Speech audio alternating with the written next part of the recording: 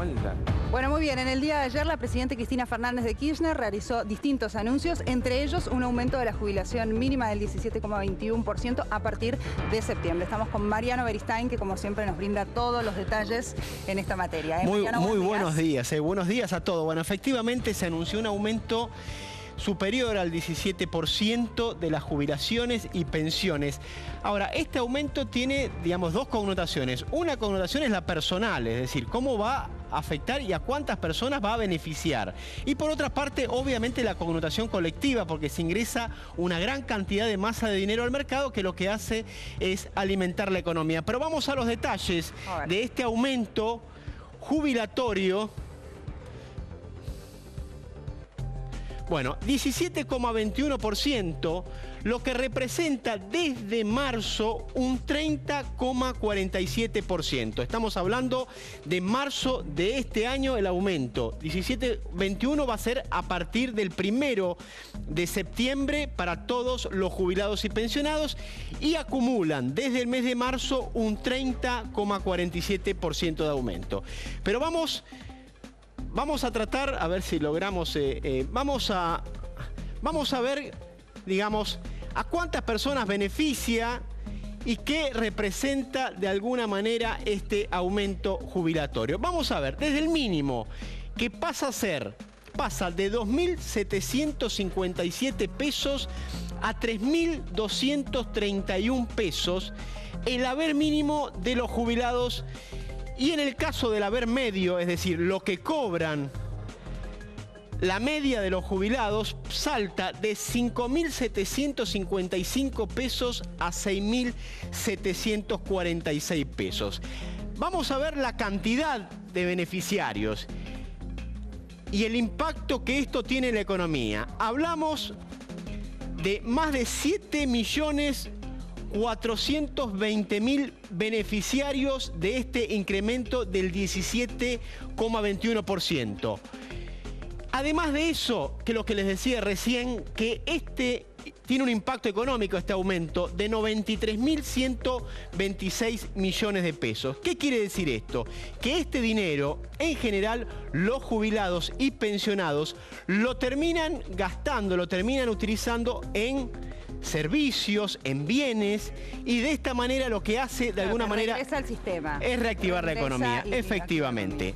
Se cobran más impuestos y todo eso. Vamos a ver una cosita que es interesante, porque el aumento es producto de la Ley de Movilidad Jubilatoria. Es una ley que aprobó el Congreso de la Nación en febrero del 2009. Desde esa fecha, es decir, desde que se aprobó la norma, en febrero del 2009, los jubilados recibieron un incremento en sus saberes, jubilados y pensionados, ¿no?, de 368%. Es decir, que el principal logro de la Ley de Movilidad Jubilatoria, aprobada, repito, por el Congreso, es que mantiene el poder adquisitivo de los jubilados. Cuando pensamos que desde marzo a esta fecha el aumento fue del superior al 30%, es decir, tomando cualquier elemento que se tome inflacionario, es decir, cualquier indicador, ya sea los oficiales o el oficial y los privados, de alguna forma lo que se observa es que se mantiene el poder adquisitivo del haber mínimo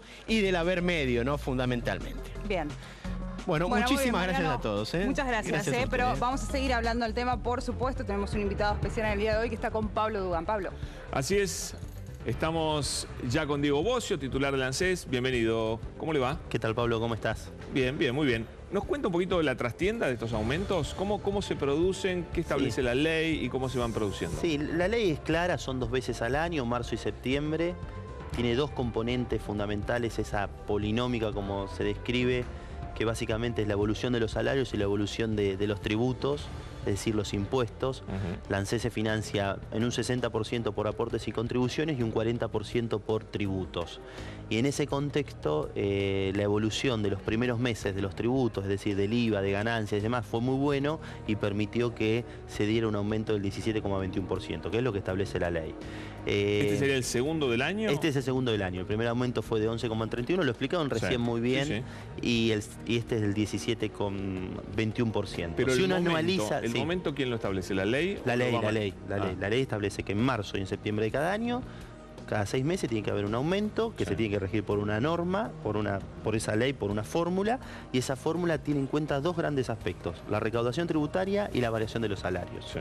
Como en el primer semestre de este año la recaudación tributaria tuvo una muy buena evolución y los salarios se fueron ajustando conforme a paritarias y demás, refleja este aumento del 17,21%. Este aumento corresponde por ley. Muestra que la ley es buena, porque había mucha discusión que solamente significaban, en su momento decían que iba solamente a aumentar un 4% las jubilaciones, que era menor, se discutían otros índices, se propusieron otros índices, incluso del propio oficialismo, y lo que nosotros vemos que ha sido la mejor instrumento para mejorarle el haber a los jubilados y hacerlo sustentable en el tiempo. ¿Cuánto sería el aumento anual entonces, calculando marzo y septiembre? Si calculás, y agosto? es una buena pregunta, si calculás marzo y septiembre, cobran todos los que cobran a ¿Por qué partir del 1 de por qué septiembre. Ah, porque esto se cobra en septiembre, pero se Exacto. anuncia ahora, claro. Sí, ok. sí, un mes Está antes, bien. Sí, siempre sí, es así. El 1 de septiembre, todos los saberes que cobran a partir del 1 de septiembre van a recibir el aumento. El aumento anual es del 30,47%. Ahora bien, si vos anualizás el 17,21%, es como si estuvieras aumentando a un ritmo del 37% las jubilaciones. Claro, claro. Es un tema muy técnico, ¿no? Pero el ritmo de crecimiento es del 37%. Y La mínima, ¿cuánta gente cobra la mínima en la Argentina? Ese es el que quería hablar. Ah. El 53% de los jubilados cobran la mínima. Pero me parece que el dato... 53%. Es exacto, un poquito ¿Es más de un la número, mitad. podemos, Sí, pero a mí llevado parece... a números más o menos, ¿cuántos cientos de miles de personas son? No, son 3 millones de jubilados. 3 millones de jubilados. 3.200.000 jubilados. Hay 6 millones de jubilados y pensionados en la Argentina, el 53% cobran la mínima. Pero me parece que el dato que nosotros estamos siguiendo es el siguiente, que es en cuántos hogares hay al menos dos jubilaciones, más de una jubilación, dos, Sí. ¿no? Y lo que estamos viendo, que de cada 10 hogares, en 8 hay dos jubilaciones.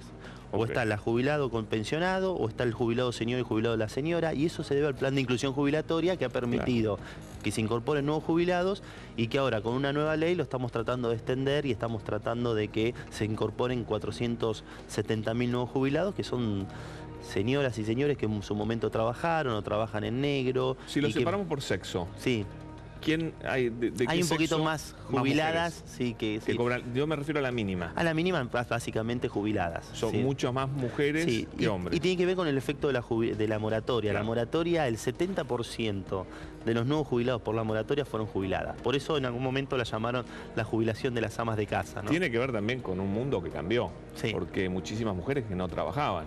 Hoy Sí. eso, si lo proyectás a dentro de 40 años, no va a ser así. No va a ser así, no va a ser así. También si proyectamos a 40 años, tenemos que trabajar mucho el empleo en negro. Es un tema que hay que trabajar. Sí, es un Nosotros problema. tenemos 10 millones de aportantes y 6 millones de jubilados, con lo cual, para que la gente entienda, ¿quién financia las jubilaciones y pensiones? Los trabajadores actuales, que Sí. aportan, que contribuyen y que con esos recursos se financian más los impuestos, ¿Qué ¿no? pasa si un trabajador en blanco se queda sin trabajo? ¿Cómo hace para no perder el beneficio de los años trabajados? ¿Hay algún mecanismo que le permite seguir teniendo derecho a algo y no Dos quedarse cosas, sin nada? Dos cosas. La primera es, los años trabajados y registrados son años que Sí. efectivamente están computados, ¿no? El segundo punto, que no es menor, está el subsidio de desempleo, que básicamente se sigue cobrando un subsidio, se sigue sosteniendo la obra social y además se siguen computando como años de aporte. Recordemos que para jubilarse una persona tiene que tener 30 años de aporte, 60 años la mujer y 65 los hombres. Esos son los dos requisitos básicos para jubilarse. Pero en esa situación se tramita el ANSES, el seguro de desempleo, se cobra, se sostiene la obra social y además se computan como años de aporte. Sabemos que en la cartera de ANSES hay títulos, hay de todo, ¿no es cierto? Sí. ¿Cómo afectan estos vaivenes que hay ahora en los mercados debido a la negociación con los fondos buitre y todo lo que puede pasar o está pasando? ¿Cómo afecta al ANSES todos estos vaivenes? Yo dos o tres cosas, mensajes que me parecen importantes. El primero es que el ANSES no tiene problemas de embargabilidad de los fondos. Eso es una disputa que se dio oportunamente, que se ganó en la justicia norteamericana y la sentencia fue clara. Los fondos de ANSES son inembargables por su naturaleza. Con lo cual hay muchas familias, incluso argentinos que viven afuera, que han trabajado acá y que hoy están viviendo afuera, que van a cobrar en tiempo y forma su jubilación y no tienen riesgo de embargo. Eso es un punto. El otro punto es, como cuando el mercado tiene euforia, la ANSES no sube tanto, tampoco cuando el mercado tiene situaciones asociadas de decaídas, tampoco lo sufre tanto. Entonces tenemos un sistema por el cual el esquema de financiamiento es mucho más prudente y tiene menos exposición a los vaivenes del mercado. El valor de la cartera hoy supera los 410.000 millones de pesos, si bien el 60% son bonos, muchos bonos no están en el marco de los problemas a los cuales nos llevó la justicia norteamericana. Pero también tiene una cotización que fluctúa... Fluctúa muy levemente, porque hay financiación, hay mucho lo que se denomina títulos a finish, a valor final, no sé, por ejemplo, la central térmica Pilar. Esa central térmica Pilar... si Dios quiere no tuvo ningún problema, sí. La planta de gas que alimenta a la planta. Bueno, Pilar. una parte fue financiada por la ANSES. Claro. Y nosotros cobramos todos los meses y no hay ningún vaivén de mercado que afecte la situación de esa naturaleza. Y lo mismo Atucha, lo mismo otro tipo de inversiones en donde no están expuestas a los vaivenes de mercado. Y eso fue un cambio muy fuerte que fuimos haciendo nosotros. Quizás resignar un poquito de rentabilidad, pero menos exposición a los mercados. Bueno, una decisión acertada a la luz de lo que está pasando. Es la apuesta de los sistemas de seguridad social. Lo mismo le ocurre a los sistemas en la seguridad social.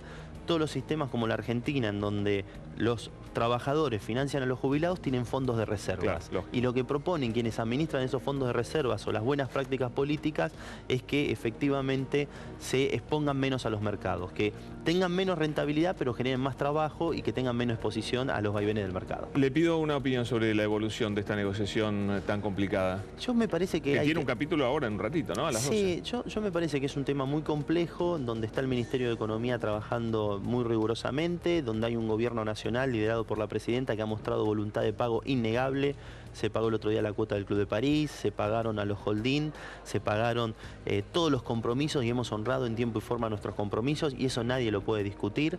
Hay cosas que no son imposibles desde el punto de vista legal avanzar y lo explicó muy bien el ministro de Economía. Hay normas y hay leyes argentinas que nosotros tenemos que cumplir y hay un prospecto y una obligación con todos los que entraron al canje oportunamente.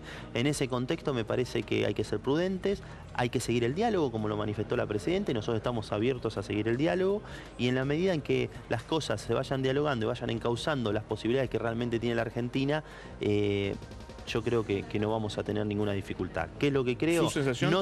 No podemos ofrecer cosas que después no podamos pagar. Lo dijo muy bien Néstor Kirchner hace... No podemos pagar con el sufrimiento de la gente, no podemos pagar con el trabajo de la gente, no podemos pagar con situaciones que afecten la vida cotidiana de los argentinos. Nosotros tenemos que defender nuestra posición. Y mi posición es llevar tranquilidad, serenidad.